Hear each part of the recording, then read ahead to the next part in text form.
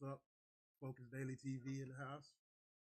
Today we'll be speaking about the history of the bar or the legal system in general, and how in the late 1800s, with the adaptation of the 13th Amendment, it made the original citizens here of this land into criminals, which allowed the 14th Amendment to bring in the foreigners to replace us and make them citizens on this citizenship. Yeah, here on Focus Daily TV, we speak about the history of America and how it directly correlates with biblical prophecy, and how the people known as African Americans are truly indeed the children of God, the Jerusalem or Israel that the Bible speaks of, commonly known as Afro-Americans, African American, Negroes, or what have you. So we're going to go into a short little video about the history of the legal system, and hopefully you have your discernment cap on. We all can learn something today. So, America, British charters required. At the time that colonies were founded in America, British charters required that colonial legislation conform to the common. At the time that colonies were founded in America, British charters required that colonial legislation conform to the common law of England. Accordingly, America adopted the tradition. So in the previous two videos, it kind of like didn't directly connect England or the Crown to the American Bar Association. But as we just discovered, it was crafted and designed to be exactly that system. However, first they had to remove the rightful distributors of law within the land, which were the children of God, or as the Bible says, the Sanhedrin. See, in the Bible, the church was really like a governmental structure more than it was a religious storefront. The religious storefront was introduced by those foreigners. The Bible is not a religion. It's the laws and commandments of this land, the world, God, and his children. However, other people interact and use the Bible also for spiritual guidance, but originally it's designed as like a will and commandment. The laws of God. Let's go. At the time that colonies were founded in America, British charters required that colonial legislation conform to the common law of England. Accordingly, America adopted the traditions of a divided English bar which observed an inherent class distinction, distinguishing barristers from solicitors. The English barrister-solicitor. So first they had to remove the natives of this land from their rightful position as the blood of Christ, the children of God, and put themselves into that position. And then later on, they introduced that system of the Cesta QV, which involves registrations, whether it be birth certificates, social security cards, or whatnot. They introduced that and registered the people, which took the authority from the children of God and resurrected the foreigners into the position of legal authority. The model was a self-governing system, controlled by practitioners.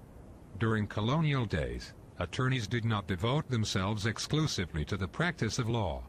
At the time, attorneys were otherwise employed as merchants. As respect for the legal profession. As merchantmen, as the letter of Mark speaks of. And those merchantmen were given the authority to usurp the kingdom, usurp the children of God, usurp their authority, crucify them, and resurrect the foreigner into the position of authority. But all that shall come to an end. Profession grew, so did standards for admission to practice. The local courts allowed individuals to practice law after passing an oral examination by a local judge. The examinations were given by each individual court. The American legal system followed the English model, which relied heavily on apprenticeships. For example, Massachusetts. Once again, this was all modeled after the British Accreditation Registry. The title said. Massachusetts required 7 years of apprenticeship before admitting attorneys to practice.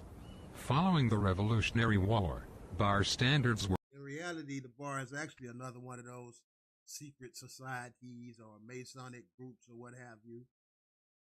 Pirates, Skull and Bone organization that sought to come in and take the authority from the original people of this land.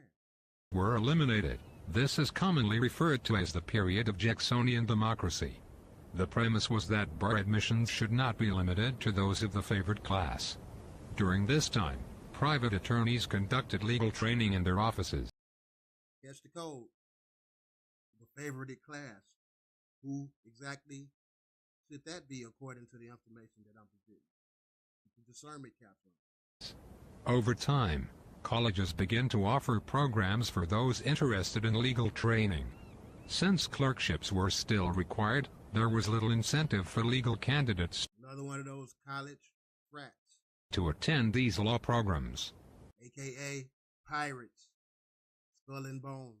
In order to attract students to attend law colleges, state legislatures began to offer the diploma privilege. Under the diploma privilege, law school graduates could be admitted to practice without examination.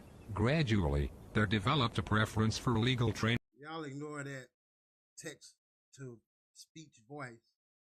It's really more about the information that's being presented, and this was the best video at the moment. By law schools as opposed to apprentice programs. Since 1842, 32 states and the District of Columbia have granted the diploma privilege. From 1870 to 1917, bar associations were becoming organized and were shaping the policy of the legal field. Eventually, the American Bar Association formally denounced the use of the diploma privilege.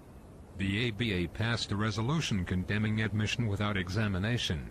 So they reached a certain point where, unless you was a part of this organization, these pirates, commonly known as the Skull and Bones, you had no true legal authority, which fits perfectly with the reclassification system. Once we were reclassified as black, that meant nothing within law.